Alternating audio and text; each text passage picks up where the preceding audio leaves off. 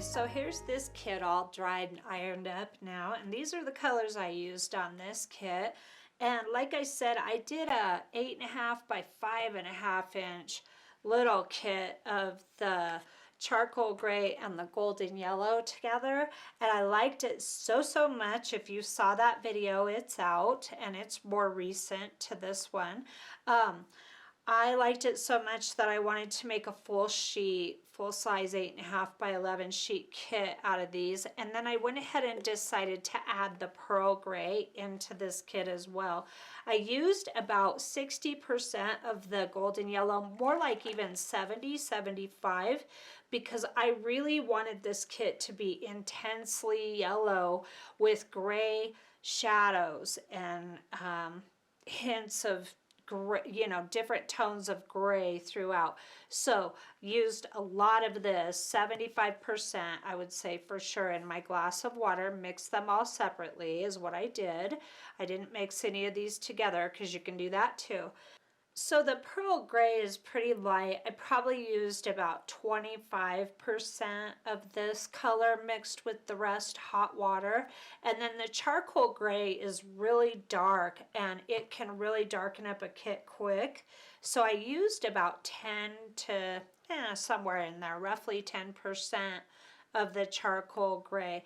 So this kit, I'm very happy with the way it came out. And this one is Golden Charcoal 2 is the name of this kit, and it is linked below in my Etsy shop if you'd like to get it. It's number 2.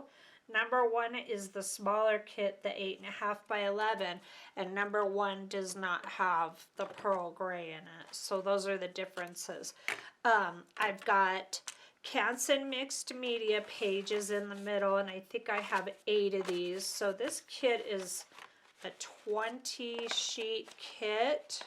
4, 5, 6, 7, 8. Yeah, so 8, so that's 16 because they're double-sided. And then the watercolor paper makes 4 sheets. So, yep, 20 pages, 8.5 by 11.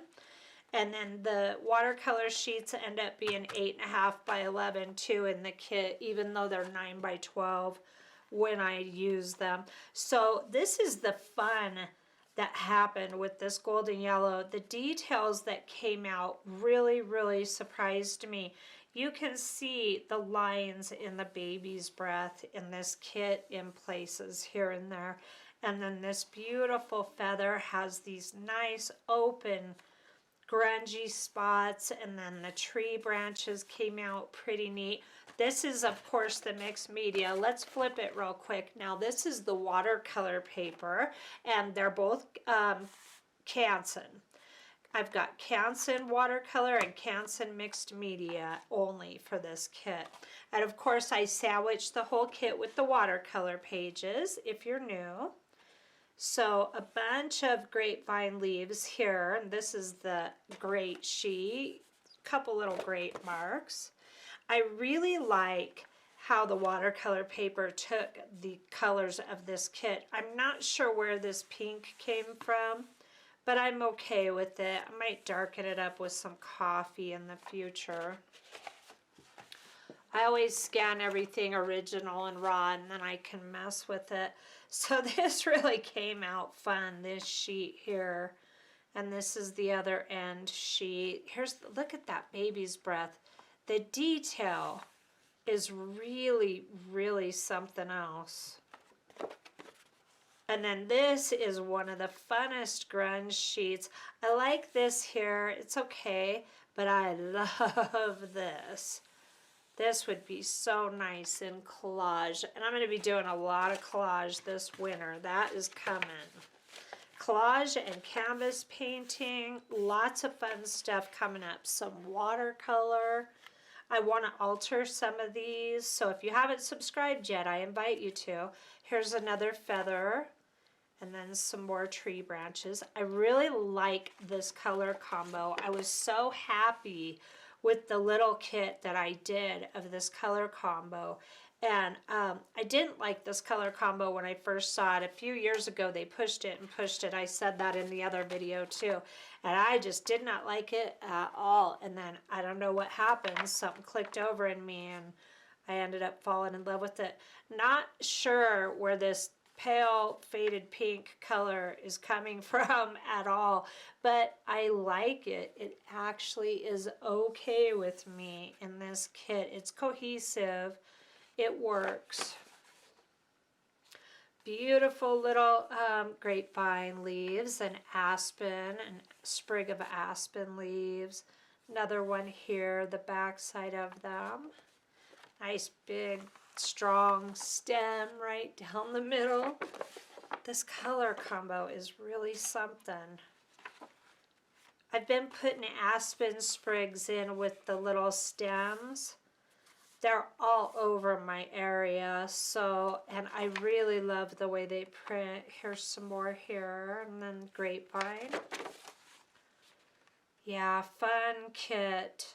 A lot of shadows. That charcoal gray and that pearl gray did exactly what I wanted. I wanted different tones of gray to add depth and shadow, you know, and it delivered completely. So another treasure hunted up in eco dyeing for you to utilize. Love this. Here's some aspen. Just all kinds of fun textures in these. Now, I had said this. I don't know what video I said it in, but all of these dots on this branch, leaves age just like we do. And the later you get your leaves in the season, you can end up seeing a lot of this kind of thing. I got some really beautiful, big, lacy, they looked like lace because they're the grapevine leaves, and they were partially eaten. And I thought that was so beautiful. When I went to collect some, I made sure there was no bugs on them, of course, because I'm not into killing bugs.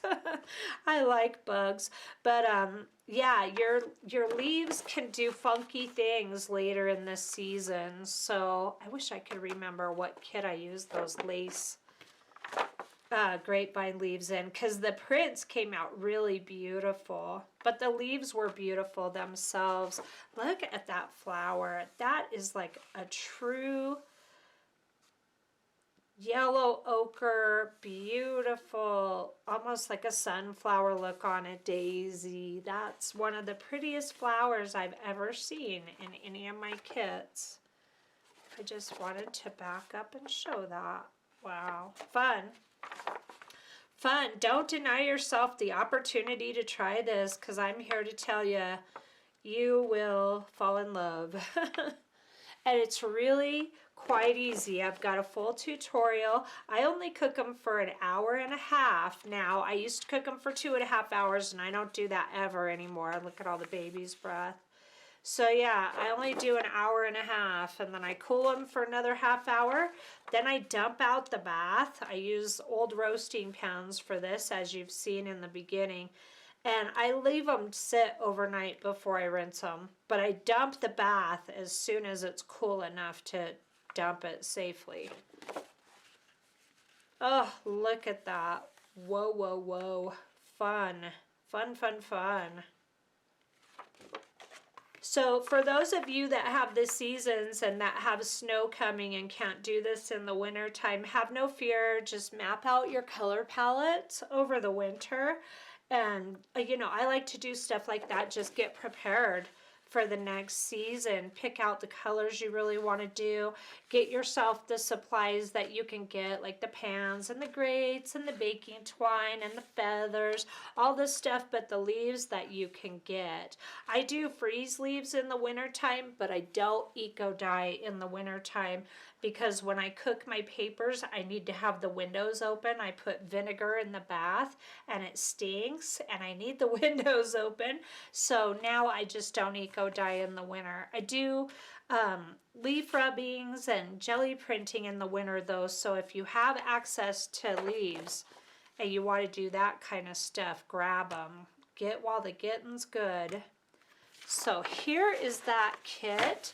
Golden Charcoal number 2, and I'm so glad you stopped by to check this out. I think this kit's really fun, and I totally invite you to try it yourself. And if you haven't subscribed yet, do it, do it, do it, and I will see you soon. Have a great day. Thanks for stopping by.